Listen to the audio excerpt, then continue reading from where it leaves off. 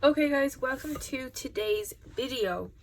So we are still working on rotational geometry, which you will have just heard me talk about. So today's question is rotate a house 145 degrees clockwise around A. So now we know it's clockwise and the clock goes this way, doesn't it? It goes to the right, like that.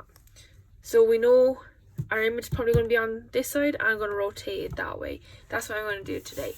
So from the top of your page, guys, you're going to come down 8 from the very top of your page, and you're just going to draw a line straight across. Okay, now you guys make sure you're using your T-square. Mine is just restricted due to the stand for the video. So to draw a house, I think we all know how to draw a house. We know the general shape of the house. We're going to go over 40 and we're going to draw our two lines straight up, okay? Now I just want to change my pencil here for a minute because we need it all to be in light lines. And I'm just going to rub my line out here because we know that that's way too far. So I'm just going to mark in there, we're coming down 80, okay? And we're coming in, what did I say I came in? I came in about 5, so 50 mil for our starting point, okay? So that's our starting point. Now, so if we made the bottom one 40, we have to make the top ones 40 as well. Basic geometry, isn't it? For a square. Okay, so we also are just going to have a 45 degree apex roof, which I think we can all work out and draw. Oh, that went a little bit off of me. Now, so there is our house. Our lovely, lovely house. So, if you want to go back over it, nice and dark, you can. That's what I want to do just to make it easier for you. Now guys, make sure you go back over it with all the correct instruments, okay? I'm just gonna nice and quickly line this for you. I've been using these instruments for too long now that I know myself how they work, and I know if the lines are looking right or not. So now I have a nice dark outline for you of the house. So I'm going to have some labels on this. So we have our starting point. We have point 1, 2, 3, 4, and then 5 is our starting point. So if we're rotating it from 1, okay, so I'm just going to add that our kind of point of our house around A from number 1, okay? I'm going to tell you now where to draw your A, which is a very important thing to have. So from the bottom of your page, let's see if my bottom is lining up. My bottom is not exactly lining up. So from the bottom of your page, guys, you're going to come up 120, okay? We're going to go up 120 and you're just going to draw a line straight in for me along that, okay? So this line was up 120. Up 120. And we're going to go in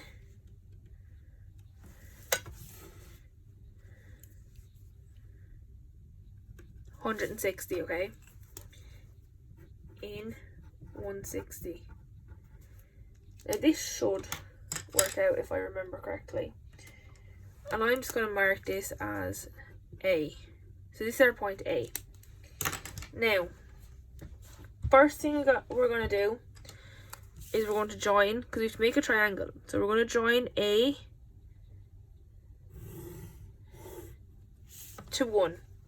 Now, take my thingies off it. We're going to line up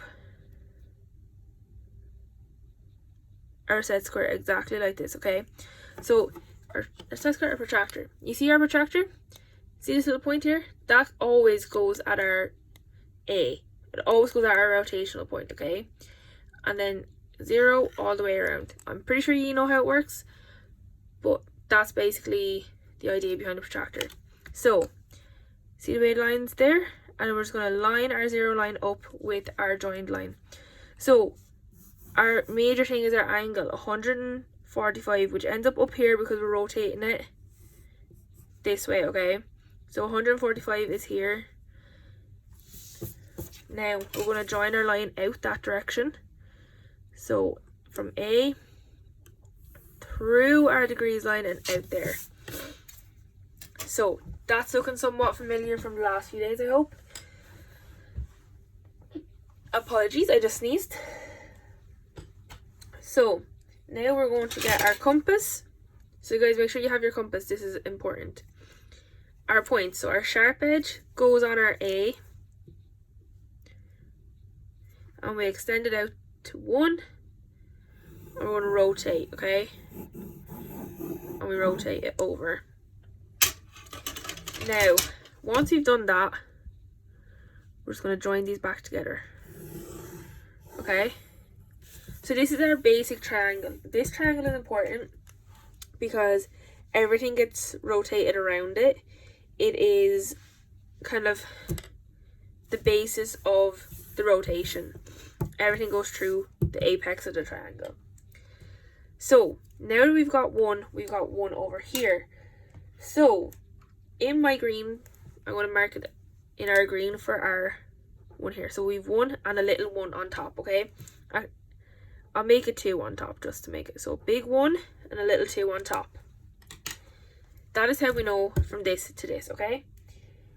Also, before we go any further, I want to let you know that we have an object and an image. So this is called our object. Remember, I just probably went through it with you. So this is our object, and we're creating our image, okay? So everything comes from our object. So the next thing we're going to do is get line 2 connected to A. Now I will say, guys, it is probably the most tedious types of questions, but we've got this. Line it up, point at A, line along our 0 line, 1, 4, 5, and join it out through and out like that, okay? And then again, in with our compass, point at A, extend it out to find 2 over here. I'm going to rotate it around. And then we found our big 2, little 2, okay? Starting to look somewhat like ye have seen before, I hope, from the last few classes ye have done. Okay. I am going to go and do the next one in a colour pencil so you can see it clearly, okay? I mean, I'm sure you've followed it so far, but make it nice and plain and simple to see. So, part 3, same thing again, 3 to A. Bring it down. Now guys, if you want to do each of those points in a colour, be my guest. If that is easier for you guys to see. At A, line it up. My point is at A. We line it along our 0 over to 145, which now guys, this is going to get very, very close.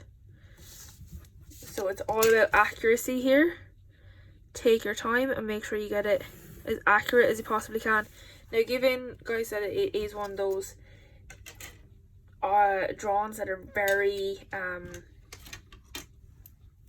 finicky, I have no problem with a little bit of inaccuracy. So remember, we measure out, point at A, measure out to 3, and we're just going to curve it around. Now, you've seen mine went out a little bit on you, but, I mean, you know how a compass works. And then this becomes 3, so big 3, small 2. Okay, and that's not 3 to the power 2, it's just a label. So you label all your points, guys, throughout this whole thing, throughout the whole of transformation geometry. Make sure you keep labeling your points, okay? Label, label, label. If that's anything you can take away from this lesson, is labels on everything.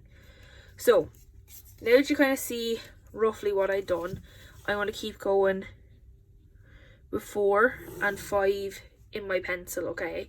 Now guys, make sure you stop as you go along. That'll give you a bit of a hand each time. So nice at the edge. Now see the way 1 and 4 kind of line up as we get closer. It's all about being very precise. Nice sharp pencil, lads, yeah? 1, 4, 5 is over here. So again, very close. These are all very, very close. So everything is about accuracy and sharp pencils and everything like that. But sure, these are all like pros at this point. So stretch it out to 4. A nice big arc. And that kind of slid on me. Nice big arc. Out now to big 4, little 2, and that's right there. Alright, starting to look somewhat like a gaff. So now we're at A to 5. So this is our last point. Okay guys, this is the last point. We gotta make sure we do it nice and handy. Center on A, our 0 lines up with our 5. We find our 145, which is over here. Be very careful with your lines in between that. So my line to find my A actually went out over that, so I'm just going to rub it out a little bit, just so it doesn't get in my way when it comes to actually doing the drawing. So line it up, all lined up, straight through that and out to the side. What's our next step? Compass. So point of our compass on A, stretch it out to 5, and 5 is our starting point, and then we're going to go big swing right around till our line 5, which is over here. Okay, so line 5, we have it, it's big arc and it's here, so that becomes our big 5 and little 2 point. So we've got all of our points now brought over, and now you're going to be like, Miss, well, how do we join them up? Because they're completely different. You just take your set square, T-square is not really required for this, but your set square definitely, and you basically start at the first one. So you start at 1, join it to 2, from 2 you join to 3. It's literally like join the dots back in primary school. From 3 to 4, 4 to 5, and from 5 back to 1. Now, is it a little bit off? Yeah, I want to be very honest, it looks a little bit off. I don't know if you can see that. It just looks a little bit distorted. Not really sure why, if I'm completely honest with you. Not sure why it looks a little distorted, because they're all the right angles. Let's see if I outline it and make sure all my points are the right way. Let's see.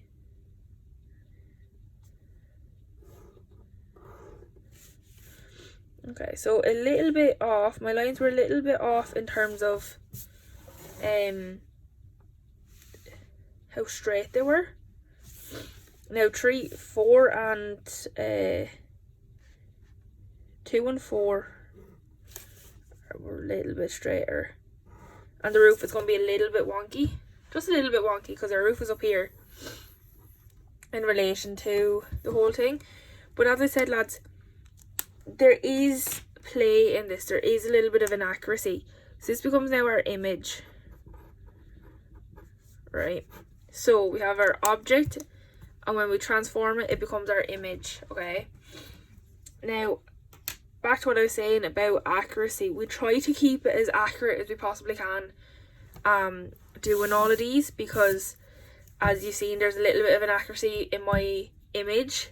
It's not perfect, which, I mean, it's hard when we're transforming things at certain angles and all these lines to make it perfect, but you know, it's as close as we can get it, and that just depends on, you know, your ability and everything else as well.